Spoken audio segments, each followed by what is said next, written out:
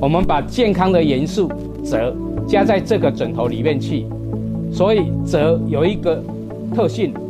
它跟我们人体皮肤接触达到30度的时候，它会释放远红外线跟负离子，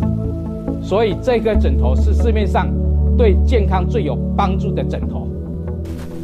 传统的枕头都是鼓鼓的，那又加上我们后脑也是凸凸的，所以睡起来之后会卡到我们的呼吸道。